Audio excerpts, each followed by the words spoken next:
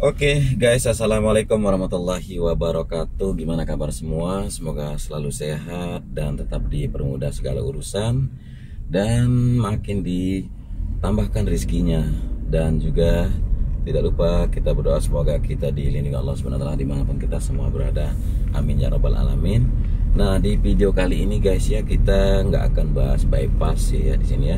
Tapi di sini saya ngajak teman-teman untuk ngeliat bypass progres sambil kita ya berbagi sedikit cerita mengenai yang lagi trending lah, kita bilang ya, yang lagi trending sedikit, yaitu di sini saya ngambil tema hikmahnya kita membatalkan ACAT lengkap di saat balapan 1 dan balapan 2 kemarin. Nah, di sini lagi pemasangan tiang-tiang lampu untuk penambahan bypass ya. Oke, kembali lagi ke tema. Jadi hikmahnya tuh bisa kita bilang gini, berawal dari ya beberapa hari yang lalu ya, kita sempat sama-sama seneng, sama-sama gembira, sama-sama happy karena sirkuit Mandalika sudah diresmikan oleh Bapak Presiden Joko Widodo. Jadi itu sesuatu yang menyenangkan sekali ya teman-teman.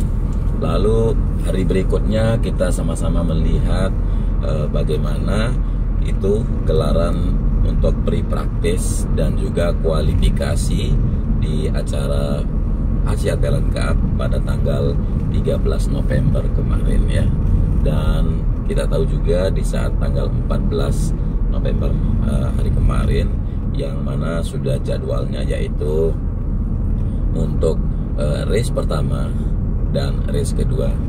Nah, di sini saya juga mau minta maaf ke teman-teman ya, karena sempat saya bagikan jadwal seperti itu ya, sempat saya umumkan jadwal untuk race pertama itu di jam 11 waktu Indonesia bagian Barat, lalu race yang kedua di sore hari jam 16 atau jam 4 sore waktu Indonesia bagian Barat. Ternyata di saat waktu yang menjelang tiba untuk melakukan race yang pertama di jam 12 siang itu, kan kita sempat sama-sama melihat tuh persiapan di pedok, persiapan para pembalap ATC yang sudah mengambil momen keluar dari pedok atau keluar dari pit lane, langsung melakukan satu lap putaran untuk menuju ke arah grid start. Dan kita melihat juga di grid start ya, berjejernya para pembalap dengan tim kru, kemudian fotografer, videografer juga di sana di titik grid start itu juga sudah standby, sudah melakukan siap-siap untuk melakukan start untuk balapan yang pertama. Nah, tiba-tiba kita melihat tiba-tiba itu kok semua pembalapnya itu balik lagi ke pit gitu ya, masuk melalui pintu pit wall yang ada di samping tiang start kemarin itu. Nah, sempat saya berpikir gitu, kenapa ya, kita semua pastinya bertanya ya, kenapa kok bisa para pembalap balik lagi ke dalam pit gitu. Akhirnya ya dari salah satu pembahasan yang ada ya untuk menunggu azan zuhur selesai. Dan seiring waktu dari selesainya zuhur atau ba'da zuhur udah melewati jam 1 siang dan belum juga ada persiapan, belum ada kelihatan gitu, belum ada nampak gimana persiapan mau balap, sampai jam 2 siang pun belum ada. Sedangkan yang kita tahu adalah race untuk ATC atau ACAT lengkap ini kan ada 2 race yang kemarin, dan itu tidak ada sekali persiapan yang kita lihat ya teman-teman. Akhirnya di sore hari kita mendapat kabar itu balapan dibatalkan, ada juga yang bilang balapan ditunda. Terus kenapa bisa seperti itu? Dan sempat informasi yang beredar katanya Marshall kurang, Marshall aja yang dikambing hitamin kalau kita perhatiin dari beberapa berita-berita pada media yang tersebar kemarin. Oke, melihat ke arah sana ya. Jadi 1 hari sebelumnya kita bahagia meresmikan sirkuit ini bersama Pak Presiden, dan hari berikutnya kok balapan ATC dibatalkan, digagalkan gitu kan. Nah, sebenarnya kalau kita menganggap tim penyelenggara kurang profesional atau mau menyalahkan dari tim penyelenggara, itu sama sekali tidaklah memberikan komentar yang seperti itu ya. Setidaknya ada hikmah di sini yang bisa kita ambil gitu teman-teman. Pertama, hikmah yang bisa kita ambil yaitu ya otomatis persiapan yang semakin matang gitu ya, baik itu dari sisi kesiapan fasilitas ya. Kita tahu area podium juga belum siap kemarin ya. Kemudian kita tahu juga beberapa titik seperti pengecatan di long lap penalti juga belum tuntas. Kemudian dari beberapa hal lainnya juga, sehingga kalau kita mau menyalahkan Marshall ini nggak etis banget ya. Kalau kita mau menyalahkan tim penyelenggara juga nggak etis banget. Sedangkan yang kita amati, yang sempat saya bagikan juga ya, kalau FIM gitu kan, FIM sudah menentukan sekian pos di sirkuit Mandalika dan sekian orang di masing-masing pos. Nah, sudah juga saya bagikan informasi kalau ada 99 pos yang tersebar di lintasan sirkuit Mandalika ini, dan masing-masing pos itu minimal sudah diisi oleh Marshall sebanyak 4 orang. Dan itu ada 2 jenis pos ya. Pos yang pertama untuk Marshall bawa bendera atau flag Marshall. Kemudian pos yang kedua itu adalah track Marshall. Jadi teman-teman Marshall yang menangani track, yang akan membantu pembalap, yang akan mendorong motor dan sebagainya gitu ya. Otomatis tentu saja ya motor yang keluar dari jalur track atau motor yang crash gitu. Nah, kalau kita menganggap Marshall nggak siap, oke, kita kembali lagi ke status sirkuit Mandalika ini ya. Pertama, sirkuit Mandalika ini bisa kita bilang masih bayi, masih balita ya, baru lahir gitu. Lahirnya 2 hari yang kemarin kan. Jadi 3 hari yang kemarin dia lahir di saat peresmian oleh Pak Presiden. Jadi yang namanya bayi lahir kan wajar aja mau pipis, mau ngompol, mau nangis, mau rewel, mau gimana ibaratnya kan. Nggak mungkin kita akan komplain ke bayi yang baru lahir gitu. Tapi setidaknya kita sebagai orang-orang yang bukan bayi lagi ya, paling tidak memberikan support, dukungan, sama-sama memikirkan bagaimana cara mendukung dan mendoakan. Misalnya kalau nggak bisa dukung, nggak bisa support, ya paling tidak kita mendoakan yang terbaik.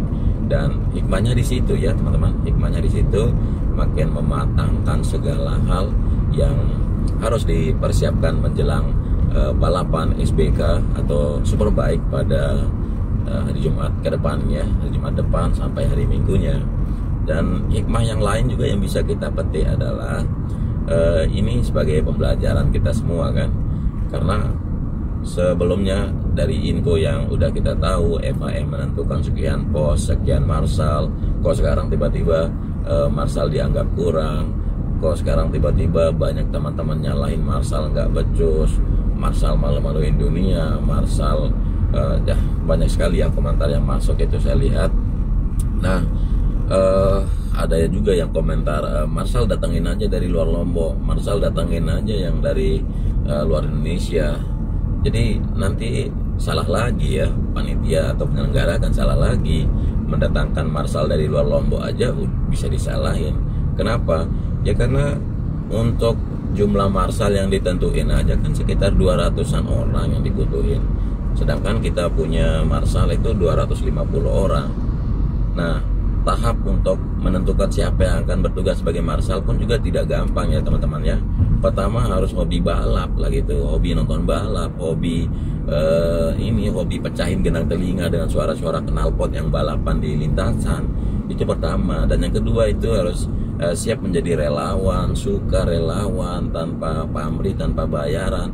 Itu karena semata-mata hobi, pengen lihat secara langsung balapan tersebut dan sigap memberikan bantuan seperti itu. Jadi sudah disosialisasikan hal tersebut, sudah disosialisasikan. Jadi para Marshall itu memang nggak ada gaji teman-teman ya, nggak ada gaji, nggak dibayar, nggak kayak tukang-tukang harian gitu kan, nggak kayak kalian semua yang udah jadi pegawai atau jadi pekerja yang udah ada gajinya begitu. Jadi Marshall itu semacam relawan teman-teman, relawan yang mendukung untuk gelaran balap di Mandalika tentunya. Jadi udah disosialisasikan begitu, tetap aja ada 800 orang yang ya hampir 800 orang yang mendaftar untuk menjadi marshal.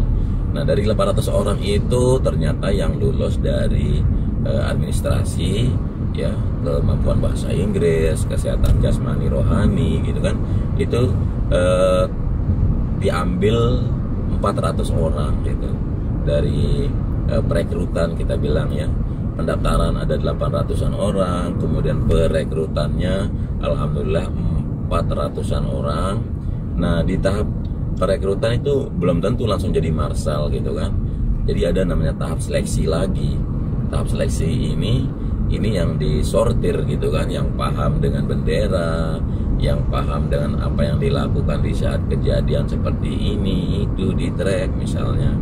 Jadi sudah terseleksi itu sekitar 250-an orang. Sedangkan yang dibutuhkan di sini kan ada 201 orang. Karena total pos yang ada itu 99 pos. Dan nantinya masing-masing pos juga itu akan didampingi oleh beberapa teman-teman dari medis gitu ya. Nah, medical center aja udah 300-an orang lebih yang ikut partisipasi atau yang ikut sebagai relawan di sini berjaga-jaga bagaimana nanti kejadian di trek atau di saat ada crash di sini. Jadi sudah ada penambahan gitu. Nah, kalau kita gabungin marshal sama tim medis aja udah satu pos itu bisa dibilang udah 8-an orang udah ada gitu. Nah, kalau kita ambil hikmahnya aja sekarang kalau gitu ya, kita ambil hikmahnya, memantapkan segala persiapan juga itu penting ya. Dan membatalkan kemarin itu menurut saya itulah cara terbaik daripada harus mengambil risiko dan sebagainya ya. Walaupun sih sebenarnya kalau kita mati itu nggak akan ada risiko gitu ya, tapi setidaknya mengantisipasi terjadinya risiko yang lebih besar, akhirnya dianggaplah marshalnya kurang. Tapi pada status yang sebenarnya itu marshal itu sudah lebih itu ya teman-teman, marshal sudah lebih. Nah, jadi hikmah di sini ya udah biar persiapan makin matang untuk SBK, dan acara race dari Asia Talent Cup baik itu race yang pertama maupun race yang kedua itu sama sekali insya Allah bisa digandengkan dengan acaranya WSBK yang nantinya akan diselenggarakan di hari Jumat ya. Ya apa bisa atau tidak untuk digandengkan atau dilakukan bersamaan waktu ya, insya Allah kalau ada update dari informasi tersebut tentu akan kita bagikan ke teman-teman semua. Dan kita tahu WSBK juga 3 hari ya di Mandalika nanti, mulai dari hari Kamis itu ada serangkaian kegiatan juga, program-programnya ya, dari pagi sampai sore itu ada programnya. Misalnya di hari Kamis itu mulai dari pagi aja itu sekitar jam 11 misalnya 11 pagi itu ada inspeksi trek ya untuk FIM. Jadi FIM melakukan inspeksi trek untuk keselamatan gitu. Kemudian ada dari DWOTP atau timnya Dorna sendiri nanti untuk aktivitas pada trek dengan menggunakan safety car untuk labs tersebut ya. Lalu ada juga semacam kegiatan tire sticker distribution kita bilang, dan ada technical by sporting check misalnya untuk tim tanpa garasi misalnya. Lalu ada rider track familiar ya, apa kita bilang nih, familiarization ya, memfamiliarkan rider dengan trek juga, itu nanti kayak jalan-jalan kaki gitu sepanjang trek sirkuit gitu. Lalu ada juga cek technical atau cek sporting juga, dan habis itu ada rider briefing.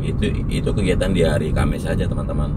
Sedangkan kalau kegiatan untuk WSBK di hari Jumat itu masih ada ya, dari pagi sampai sore ada track system test gitu, atau tes untuk sistem pada track gitu. Lalu ada inspection dari medical FIM juga, kemudian ada inspection juga dari track FIM. Jadi beda-beda ya inspeksinya aja, banyak macam kan. Lalu ada cek sporting dan technical juga. Nah, barulah bisa pre-practice gitu. Pre-practice-nya aja bisa dilakukan jam 1 siang gitu.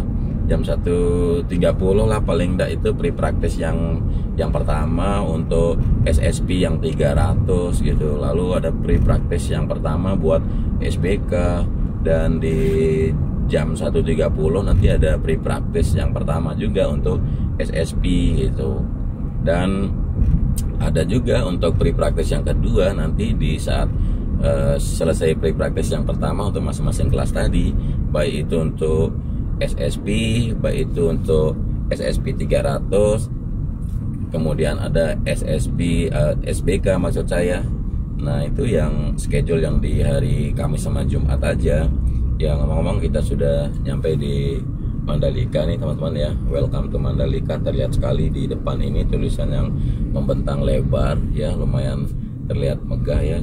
Dan persiapan-persiapan di sini untuk pengamanan, terus dilakukan simulasi pengamanan ini sih, pengamanan masalah jalur atau rekayasa lalu lintas yang disiapkan di sini.